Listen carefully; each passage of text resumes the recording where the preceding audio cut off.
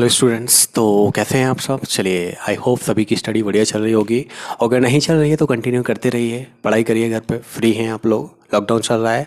चलिए तो देखते हैं क्वाड्रेटिक इक्वेशन में एक्सरसाइज 4.1 की बात करें। एक्सरसाइज 4 जो क्वाड्रेटिक इक्वेशन है हमारा, इसमें हम 4.1 क्वाड्रेटिक इक्वेशन क्या होता है ये समझ चुके हैं, क्वाड्रेटिक इक्वेशन फॉर्म कैसे करते हैं ये समझ चुके हैं। अब 4.2 एक्सरसाइज में हम लोग कर रहे थे क्वाड्रेटिक इक्वेशन का सॉल्यूशन और उसके रूट्स फाइंड करना सीख रहे थे। तो रूट्स फाइंड करने में एक दो क्वेश्चंस मैंने आपको कराए हुए हैं। किस मेथड से? फैक्टराइजेशन मेथड से। तो अभी हम फैक्टराइजेशन मेथड ही कर रहे हैं, तो उसमें कुछ नए तरह के क्वेश्चन देखेंगे। क्या गिवन है? क्वेश्चन नंबर फर्स्ट का जो थर्ड क्वेश्चन है वो क्या है? √2x² plus 7x plus 5√2 equal to 0, ये गिवन है। हमें इसको सॉल्व करना है। तो इसको मैंने बताया था कि सबसे पहले आप कंपेयर करते हैं ax² plus bx plus c equal to 0, जो कि क्वाड्रेटिक इक्वेशन होता है। क्वाड्रेटिक इक्वेशन का जो फॉर्म होता है उससे कंपेयर करते हैं, तो उससे a और b c का वैल्यू फाइंड करते हैं और फिर उसके बाद a b c का वैल्यू फाइंड करते हैं। देन a इक्वल टू कितना हो जाएगा? √2 हो जाएगा, v का वैल्यू 7 हो जाएगा और सेकेंड c का वैल्यू कितना होगा? 5√2 होगा। फिर उसके बाद उसको फैक्टराइज करके सॉल्व करेंगे। चलिए देखते हैं। तो क्या करना है? सबसे पहले हमें ax² plus bx plus c equal to 0। Okay, ये जो होता है क्वाड्रेटिक इक्वेशन, तो इससे हम क्या कर रहे हैं? इसको कंपेयर कर रहे हैं। तो यहाँ पे ए बी सी क्या है? रियल नंबर्स हैं। एक्स क्या है? वेरिएबल्स हैं। तो अगर ए की बात करें तो ए कितना है? √2 हो जाएगा। वी की बात करें तो वी कितना है? 7 है। और अगर सी की बात करें तो सी कितना है? 5√2 है। अब मैंने बताया था ए और सी का जो मल्टीप्लाई करने पे जो वैल्यू आता है, ए और सी का सबसे पहले हम क्या करते हैं? मल्टीप्लाई करते हैं, फिर उसको फैक्टराइज करते हैं। फैक्टराइज करने पे जो एडिशन या सब्ट्रैक्शन बनेगा वो क्या होता है? वी का वैल्यू होता है। तो सबसे पहले ए और सी को हम मल्टीप्लाई कर लेते हैं। तो ए इंटू सी करें। ए इंटू सी करने पे 5√2 मल्टीप्लाई बाई √2। ओके, √2 कितना हो जाएगा? 2 हो जाएगा। तो 5 इंटू 2, 5 2 जा कितना हो जाना है? 10 हो जाना है। ओके, 5 इंटू 2 कितना हो जाना है? 10 हो जाना है। 5 इंटू 2 कितना हो गया? 10 हो गया। अब लेकिन हमें चाहिए कितना फैक्टर? एडिशन या सब्ट्रैक्शन करने पे 7 चाहिए है। तो इसके अकॉर्डिंग हम देखेंगे कि तो क्या करेंगे, तो क्या करेंगे? 10 को फैक्टराइज करेंगे। 2 से फैक्टराइज किया तो 2 5 जा 10 होता है और 5 से 1 जा होता है। अब हम देख रहे हैं यहाँ पे क्या देखने को मिल रहा है हमें? 5 और 2, और कुछ है ही नहीं। और 5 इंटू 2 की बात करें तो 5 इंटू 2 से जब हमें 7 लाना है तो 5 प्लस 2 या 5 माइनस 2, दो ही पॉसिबिलिटी बनती है। तो 5 प्लस 2 हमारा 7 हो जाएगा। 5 माइनस 2 में तो कोई पॉसिबिलिटी नहीं बनेगी। तो देखेंगे इक्वेशन क्या गिवन था हमें? √2x² plus 7x plus 5√2। तो सबसे पहले हमने ए और सी का मल्टीप्लाई किया। सबसे पहले ए और सी का जो मल्टीप्लाई किया तो कितना आया? 10 आया। एंड 10 फिर मिड वाला जो होता है बी होता है, तो बी की वैल्यू 7 आना था, मतलब फैक्टराइज कर चुके हैं। तो देखेंगे इक्वेशन, गिवन इक्वेशन क्या था?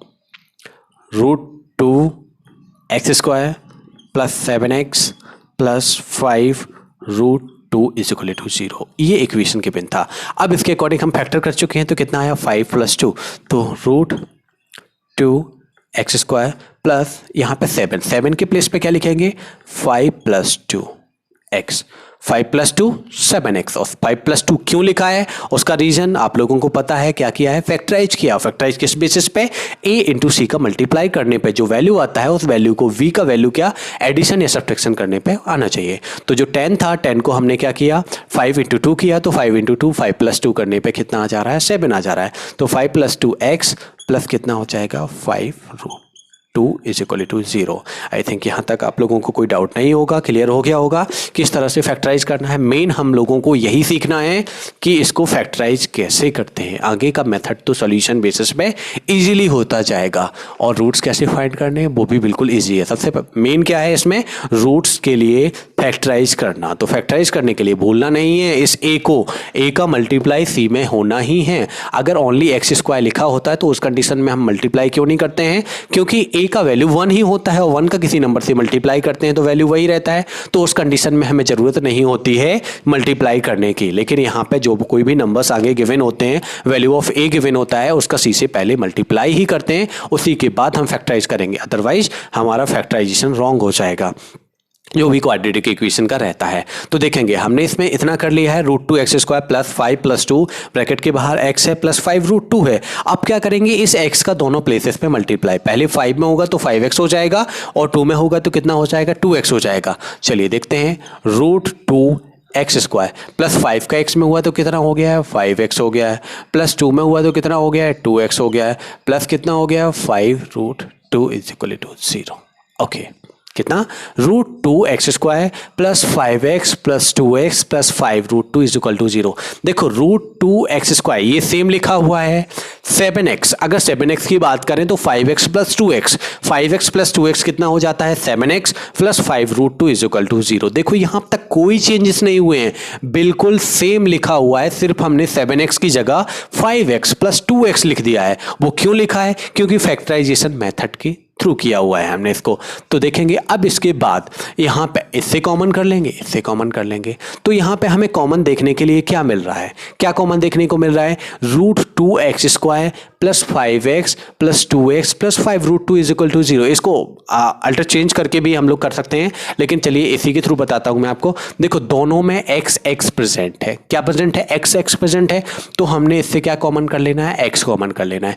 जब हमने इससे x कॉमन कर लिया तो यहाँ पे क्या बचा, √2x बचा हुआ है, और प्लस का कितना बचा है यहाँ पे 5, √2x प्लस 5 इतना ही बचेगा। देखो यहाँ से हमने क्या कॉमन किया, ओनली x² से x गया तो क्या बचा, और √2x बचा, और यहाँ 5x से x गया तो कितना बचा, प्लस का 5 बचा हुआ है। अब इसके बाद यहाँ पे प्लस सिंबल आ जाएगा, 2x से यहाँ पे 5 √2 है, तो हमें पता है 2 को हम क्या लिख सकते हैं, √2 इंटू √2 लिख सकते हैं कि नहीं लिख सकते हैं, बिल्कुल। √2 को क्या लिखा, 2 को क्या लिखा जाता है, रूट में 2 इंटू 2 लिख सकते हैं, अदरवाइज ऐसा भी लिख सकते हैं, रूट में 2 इंटू 2 ऐसा भी लिख सकते हैं। तो ये क्या है, 2 का ही फॉर्म है। तो अगर हम इससे √2 कॉमन कर लेते हैं, √2 कॉमन क्यों कर लेते हैं, क्योंकि यहाँ पे 2 है और यहाँ पे √2 है। √2 अगर हम कॉमन करते हैं तो √2 यहाँ से भी आ जाएगा, √2 यहाँ से भी आ जाएगा, दोनों प्लेसेस से √2 आने की पॉसिबिलिटी है, √2 कॉमन आने की पॉसिबिलिटी है। तो यहाँ पे जब हमने √2 कॉमन कर लिया तो मैंने क्या लिखा, 2 को √2 इंटू √2, और √2 से जब एक √2 हमने कॉमन कर लिया तो एक क्या बचता है, ओनली √2 बचता है। क्या बचता है, √2, और इसके साथ में x तो कॉमन किया नहीं है तो क्या बचेगा, x भी बचेगा। अब आ जाएगा इसके बाद प्लस सिंबल। अब प्लस सिंबल देखने के बाद हम देख रहे हैं कि √2 तो हमने यहां से कॉमन कर लिया था, तो √2 जब हमने यहां से कॉमन कर लिया था तो ओनली क्या बचेगा, 5 बचेगा। क्या बचेगा, only 5 is equal to 0। Okay, क्या देख रहे हैं हम इसमें, इस इक्वेशन में क्या देख रहे हैं, √2x² plus 5x plus 2x plus 5 √2 is equal to 0, ये गिवन था। तो यहां से हमने क्या कॉमन किया, x, दोनों प्लेसेस पे क्या था, x था, तो x कॉमन किया तो √2x यहां पे बचा, और यहां पे क्या बचा, ओनली 5। लेकिन यहां पे हमने √2 कॉमन किया, किस बेसिस पे किया, वो 2 को √2 इंटू √2 लिख सकते हैं, इसलिए √2 कॉमन किया तो यहां पे क्या, √2x बचा, और प्लस का 5 इज इक्वल टू 0 आ गया है।